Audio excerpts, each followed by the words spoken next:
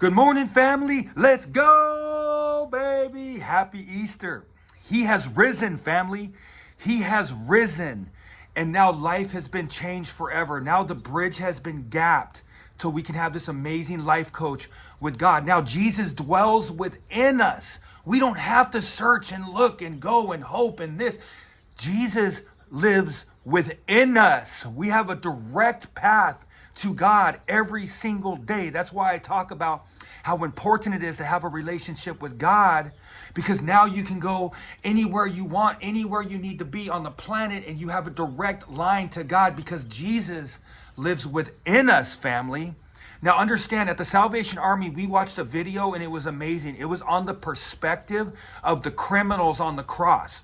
So it showed from their perspective of Jesus getting beat down in the crowd and getting hung up on the cross. And it was just an amazing point of view because I've never seen it from their perspective before. But when you look down, when the criminals were looking down into the crowd, you could see the arrogance in the Pharisees and the arrogance in the Romans, that they were killing Jesus, man. They were Jesus's enemies. They were Jesus' doubters. They were the naysayers. But 3 days later, yesterday, the world was silent. But this morning, Jesus rose from the dead, and God brought his dry bones to life and had him walk on the planet for 30 days and had him walk on the planet in front of all his naysayers and all his doubters and all his enemies. Could you imagine what the Pharisees and the Romans were thinking when Jesus was walking the planet? Could you imagine this? But God rose him up, and the Lord can do this for you.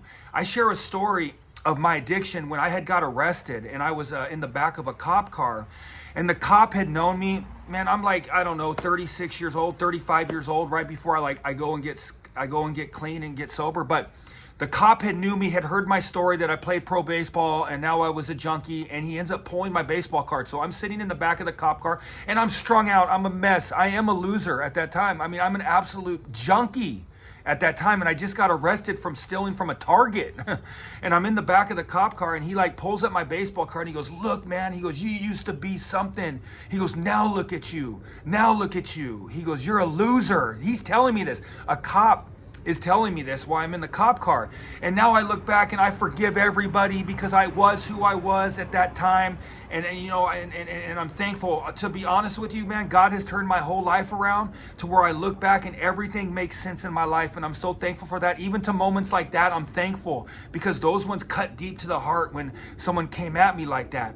But I continue to be able to finally, when you're in that addiction, right? When you're in the addiction, everybody that you're around, they're telling you, "Oh, I can't get clean. Oh, I'm such a junkie." Everybody is telling you that you're never going to get out of that lifestyle. I mean, everybody is telling you that. And then when I got around heroin addicts at the end, the hopelessness in the heroin addict was just unbearable to see. They kept always sick, always trying to get well, and it was just a horrible, absolute horrible lifestyle.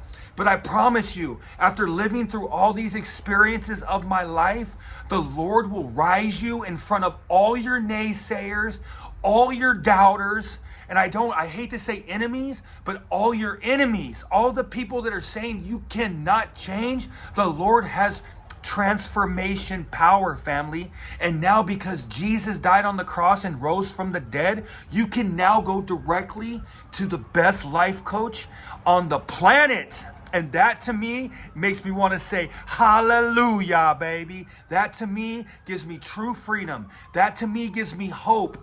That to me gives me the best words in the dictionary. That to me gives me my life that I have right now, giving my life over to the Lord for the last 4 years. And I'm so thankful for what the Lord had done on the cross. Let's continue to put God first. Every single day. We got the sirens coming right up here, baby. We got the sirens.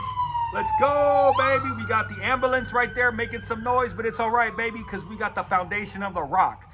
Let's continue to put God first. Happy Easter, family. I love you guys. I just wanted to share that no matter where you're at in your life, no matter what you're going through, no matter who's telling you that you can't, Jesus is telling you that you can. Put God first. Happy Easter. Let's go, baby.